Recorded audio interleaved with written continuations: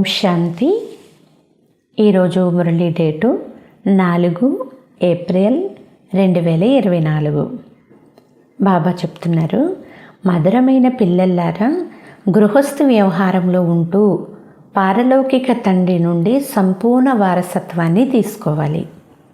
కావున ఇప్పుడు మీ సర్వస్వాన్ని బదిలీ చేసుకోండి, ఎందుకంటే ఇది చాలా పెద్ద వ్యాపారము అని బాబా అంటున్నారు.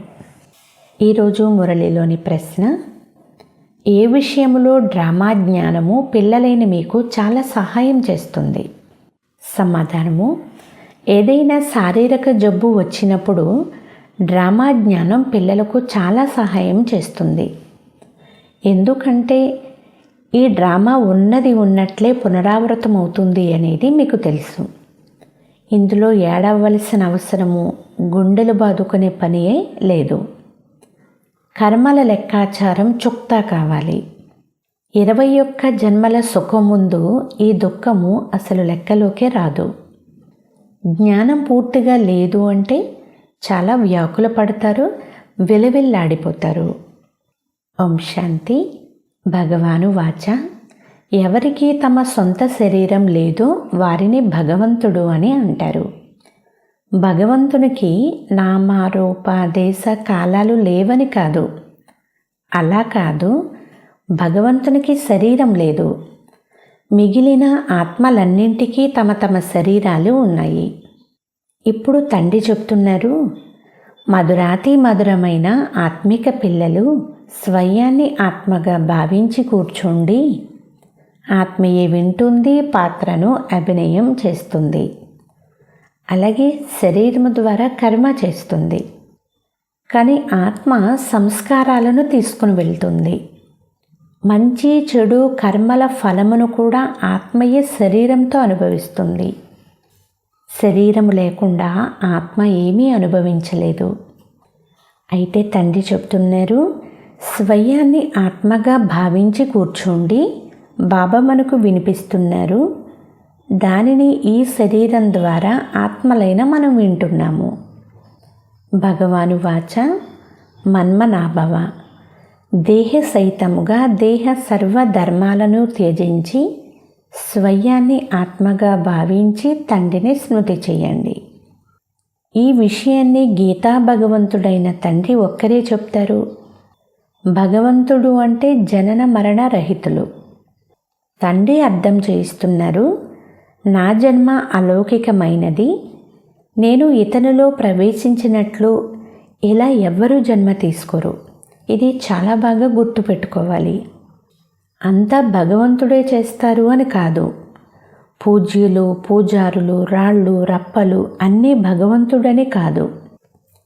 24 అవతారాలు, మీనావతారము, కూర్మావతారము, పరశురామ అవతారాలను చూపిస్తారు. భగవంతుడు పరశురామ అవతారం ధరించి గొడ్డలి తీసుకుని హింస చేస్తారా? ఇది పూర్తిగా తప్పు. పరమాత్మను సర్వవ్యాపి అని అనడము, కల్పం యొక్క ఆయుష్ను లక్షల సంవత్సరాలు అని వ్రాయడము, దీనినే గాఢాంధకారము అని అంటారు. గాఢాంధకారము అంటే జ్ఞానము లేదు అని అర్థము. జ్ఞానము ద్వారా ప్రకాశం అవుతుంది. ఇప్పుడు అజ్ఞానము అనే గాఢాంధకారం ఉంది. ఇప్పుడు పిల్లలైన మీరు భవ్యమైన ప్రకాశములో ఉన్నారు. బాబా అంటున్నారు, మీకు అన్ని విషయాలు చాలా బాగా తెలుసు. ఎవరికైతే జ్ఞానం తెలియదో వారు పూజలు మొదలైనవి చేస్తూ ఉంటారు. మీరు అన్నీ తెలుసుకున్నందువలన అసలు పూజ చేయవలసిన అవసరం లేదు. ఇప్పుడు మీరు పూజారీతనము నుండి ముక్తులుగా అయ్యారు.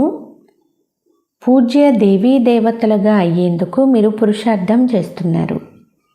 మీరే పూజ్య దేవీ దేవతలుగా ఉండేవారు. తరువాత మీరే పూజారి మనుష్యులుగా అయ్యారు.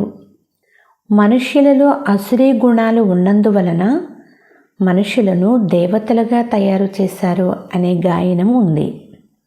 మనుషులను దేవతలుగా చేసేవారి గొప్పతనాన్ని అసలు వర్ణించనలవి కాదు. ఒక్క క్షణంలో దేవతలుగా చేసేస్తారు. తండ్రిని గుర్తించగానే శివ బాబా అని అనసాగారు. బాబా అనగానే మనసులో మేము విశ్వానికి, స్వర్గానికి అధికారులుగా అవుతాము అని అనిపిస్తుంది. వీరు అనంతమైన తండ్రి కదా. మీరు వెంటనే వచ్చి పారలౌకిక తండ్రికి చెందిన వారిగా అయ్యారు. తండ్రి చెప్తారు, గృహస్థ వ్యవహారంలో ఉంటూ ఇప్పుడు పారలౌకిక తండ్రి నుండి వారసత్వం తీసుకోండి. లౌకిక వారసత్వాన్ని మీరు తీసుకుంటూనే వచ్చారు, కానీ ఇప్పుడు లౌకిక వారసత్వాన్ని పారలౌకిక వారసత్వంతో మార్చుకోండి. ఇది ఎంత మంచి వ్యాపారము. లౌకిక వారసత్వంలో ఏముంటుంది? ఇది అనంతమైన వారసత్వము.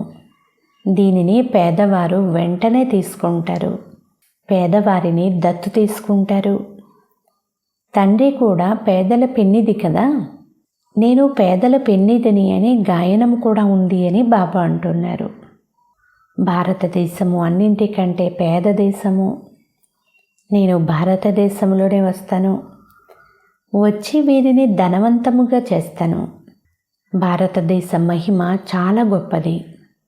ఇది అన్నింటికంటే పెద్ద తీర్థస్థానము. కానీ కల్పం యొక్క ఆయుష్ను పెద్దదిగా చేసినందువలన పూర్తిగా మర్చిపోయారు.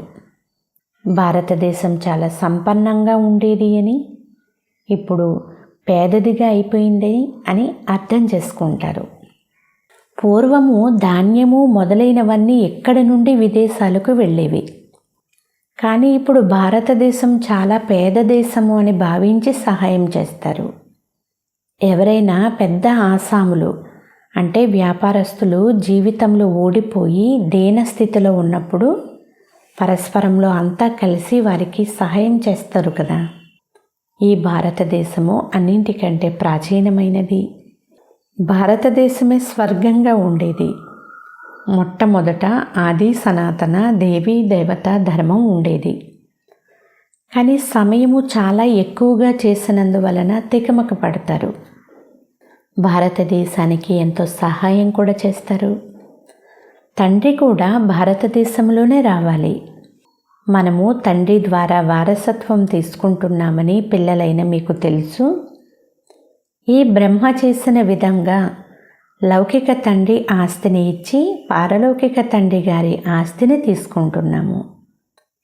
పారలౌకిక తండ్రి నుండి కిరీటము, సింహాసనము ప్రాప్తిస్తాయి అనేది గమనించారు.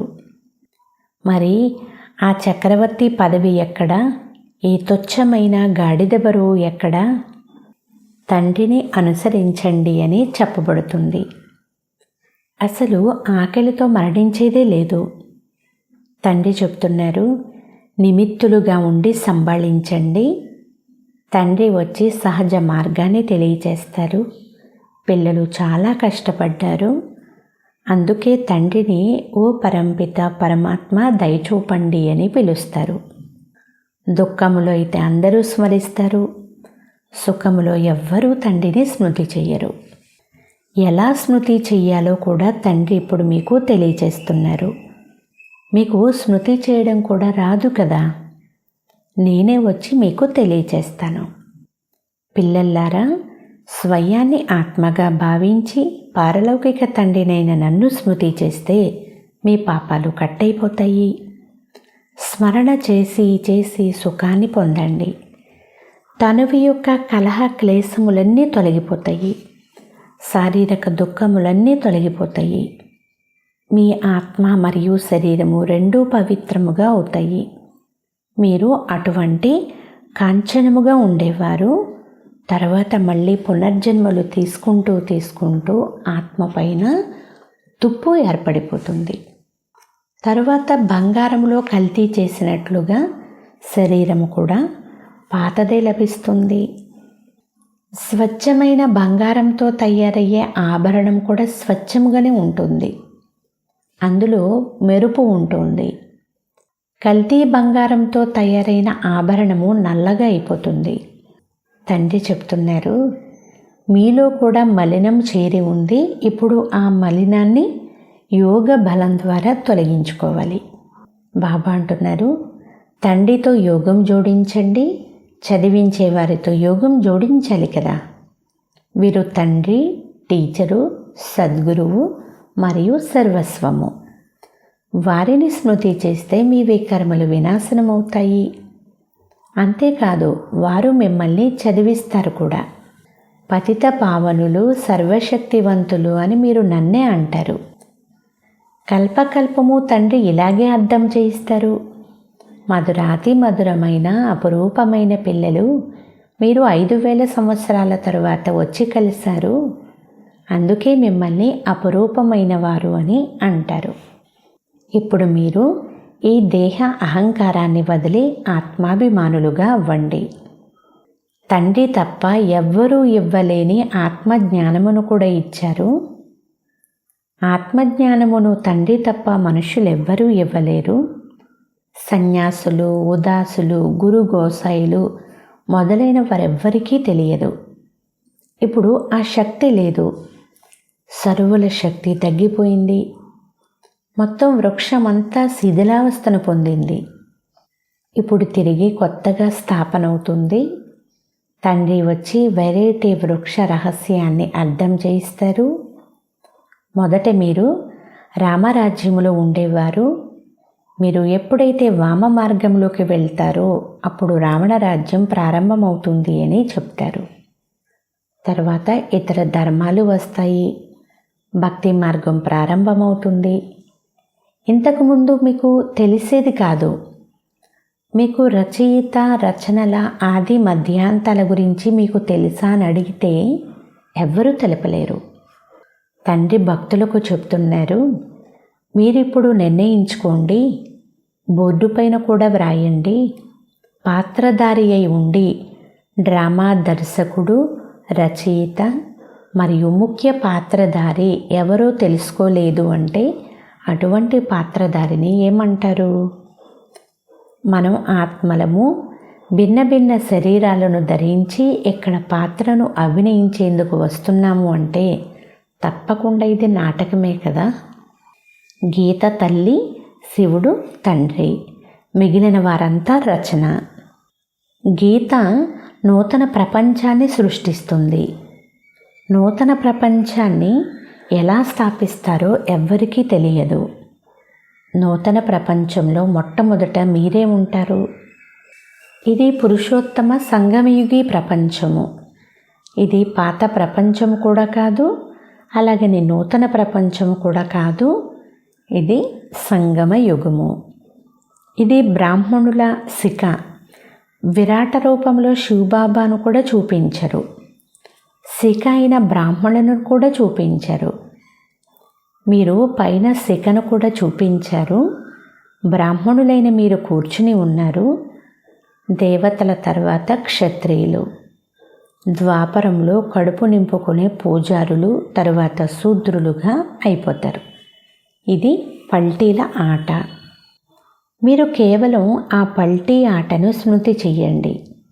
ఇదే మీ కొరకు 84 జన్మల యాత్ర. క్షణంలో అంతా గుర్తుకు వచ్చేస్తుంది. మనము అలా చక్రంలో తిరిగి వస్తాము. ఇది కరెక్ట్ చిత్రము, అది తప్పు చిత్రము. తండ్రి తప్ప మరెవ్వరూ కూడా సరి అయినటువంటి చిత్రమును తయారు చేయించలేరు. ఇతని ద్వారా తండ్రి అర్థం చేయిస్తున్నారు. మీరు ఇలాంటి పల్టీ ఆట ఆడుతున్నారు. మీది క్షణములో జరిగే యాత్ర. అసలు కష్టం అనే మాటే లేదు అని బాబా అంటున్నారు. తండ్రి మనల్ని చదివిస్తున్నారు అని ఆత్మిక పిల్లలకు తెలుసు. ఇది సత్యమైన తండ్రితో సత్సంగము. అవి అసత్యమైన సాంగత్యాలు. సత్యమైన ఖండాన్ని తండ్రి స్థాపన చేస్తారు. మనుషులకు అంతటి శక్తియే లేదు. భగవంతుడే చేయగలడు. భగవంతుణ్ణే జ్ఞాన సాగరులు అని అంటారు. ఇది పరమాత్ముని మహిమ అని సాధు సన్యాసులకు తెలియదు. ఆ శాంతి సాగరులు మీకు శాంతినిస్తున్నారు. ఉదయాన్నే మీరు డ్రిల్లు చేస్తారు. శరీరం నుండి భిన్నమై తండ్రి స్మృతిలో ఉంటారు. ఇక్కడ మీరు జీవించి ఉండి మరణించేందుకు వచ్చారు. తండ్రి పైన బలిహారం అవుతారు. ఇది పాత ప్రపంచము, పాత శరీరము. దీనిపైన అసహ్యము కలిగి వదిలేసి వెళ్ళాలి అని అనిపిస్తుంది. ఏది గుర్తు రాకూడదు, అంతా మర్చిపోవాలి. భగవంతుడే అంత ఇచ్చారు అని అంటారు కదా, కనుక తిరిగి వారికి ఇచ్చేయండి. భగవంతుడు చెప్తున్నారు, మీరు ట్రస్టీలుగా అవ్వండి. భగవంతుడు ట్రస్టీగా అవ్వరు, మీరు ట్రస్టీలుగా అవుతారు. ఆ తరువాత పాపం చెయ్యరు. ఇంతకుముందు పాపాత్మలైన మీరు పాపాత్మలతోనే ఇచ్చిపుచ్చుకుంటూ ఉండేవారు. ఇప్పుడు సంగమ యుగంలో మీరు పాపాత్మలతో ఇచ్చిపుచ్చుకునేది లేదు. పాపాత్మలకు దానం చేస్తే పాపము తలపైన కూర్చుంటుంది. ఈశ్వరార్థమని చెప్తూ పాపాత్మలకు దానమిస్తారు. తండ్రి ఏమీ తీసుకోరు. మీరు వెళ్ళి సేవా కేంద్రమును తెరిచినట్లయితే అనేక మంది కళ్యాణం జరుగుతుంది అని తండ్రి చెప్తారు. డ్రామానుసారముగా ప్రతి ఒక్కటి పునరావృతం అవుతూనే ఉంటుంది అని తండ్రి అర్థం చేయించారు. మరి ఇందులో విలపించవలసిన, ఏడవలసిన విషయం ఏదీ లేదు. కర్మల లెక్కాచారం చుక్తా అవ్వడం మంచిదే కదా. రోగమంతా బయటపడుతుంది అని వైద్యులు కూడా చెప్తారు. తండ్రి కూడా చెప్తున్నారు, మిగిలి ఉన్న లెక్కాచారం అంతా చుక్తా అవ్వాలి. యోగముతో కానీ శిక్షలతో కానీ చుక్తా చేసుకోవలసి ఉంటుంది. శిక్షలు చాలా కఠినమైనవి. దానికంటే జబ్బులు మొదలైన రూపంలో చుక్తా అయితే చాలా మంచిది కదా. 21 జన్మల అనంతమైన సుఖము ముందు ఈ దుఃఖము అసలు లెక్కలోకి రాదు. జ్ఞానం పూర్తిగా లేదు అంటే వ్యాధులున్న సమయంలో చాలా వ్యాకుల పడిపోతారు. వ్యాధిగ్రస్తమైనప్పుడు భగవంతుణ్ణి చాలా స్మృతి చేస్తారు. అది కూడా మంచిదే. ఒక్కరినే స్మృతి చెయ్యాలి, అది కూడా తెలియచేస్తూ ఉంటారు. వారంతా గురువులను స్మృతి చేస్తారు. అనేక మంది గురువులు ఉన్నారు, సద్గురువు మీకు మాత్రమే తెలుసు. వారు సర్వశక్తివంతులు. తండ్రి చెప్తున్నారు, నాకు ఈ వేద శాస్త్రాలు, గ్రంథాలు మొదలైనవన్నీ తెలుసు. ఇది భక్తి మార్గం యొక్క సామగ్రి. వీటి ద్వారా నన్ను ఎవ్వరూ ప్రాప్తి చేసుకోలేరు. తండ్రి పాపాత్మల ప్రపంచంలోనే వస్తారు. పుణ్యాత్మలు ఇక్కడ ఎక్కడి నుండి వస్తారు? ఎవరైతే పూర్తి 84 జన్మలు తీసుకున్నారో వారి శరీరంలో వస్తాను. మొట్టమొదట ఇతడే వింటాడు. ఇక్కడ మీ స్మృతి యాత్ర బాగా జరుగుతుంది అని తండ్రి చెప్తున్నారు. ఇక్కడ భలే తుఫాన్లు కూడా వస్తాయి. కానీ తండ్రి అర్థం చేయిస్తూ ఉంటారు, స్వయాన్ని ఆత్మగా భావించి తండ్రిని స్మృతి చెయ్యండి. కల్పక్రితం కూడా మీరు ఇలాగే జ్ఞానం విన్నారు. ప్రతిరోజు మీరు వింటూ ఉంటారు. రాజధాని స్థాపన అవుతూ ఉంటుంది. పాత ప్రపంచం కూడా వినాశనము అవ్వనే అవ్వాలి కదా అని బాబా అంటున్నారు. అచ్చా, మధురాతి మధురమైన అపురూపమైన పిల్లలకు మాతాపిత బాబ్దాదాల ప్రియ స్మృతులు మరియు గుడ్ మార్నింగ్. ఆత్మిక పిల్లలకు ఆత్మిక తండ్రి నమస్తే. ఆత్మీయ తండ్రికి ఆత్మీయ పిల్లల యొక్క ప్రియ స్మృతులు, గుడ్ మార్నింగ్ మరియు నమస్తే నమస్తే నమస్తే. ధారణ కొరకు ముఖ్య సారము. ఫస్ట్ పాయింట్, ఉదయమే లేచి శరీరము నుండి అతీతమయ్యే డ్రిల్లును చేయాలి. పాత ప్రపంచము, పాత శరీరము అసలు ఏది గుర్తు రాకూడదు. అన్నీ మర్చిపోయే అభ్యాసం చేస్తూ ఉండండి. సెకండ్ పాయింట్, సంగమ యుగంలో పాపాత్ములతో ఇచ్చిపుచ్చుకోవడాలు చేయకూడదు. కర్మల లెక్కాచారాన్ని చాలా సంతోషంగా చుక్తా చేసుకుంటూ ఉండాలి, అంటే సమాప్తం చేసుకోవాలి. ఎప్పుడు కూడా విలపించకూడదు. సర్వము తండ్రికి సమర్పించి నిమిత్తముగా అయి సంభాళించాలి. ఈరోజు వరదానము, అనుభూతి శక్తి ద్వారా స్వపరివర్తన చేసుకుంటే తీవ్ర పురుషార్థి భవ.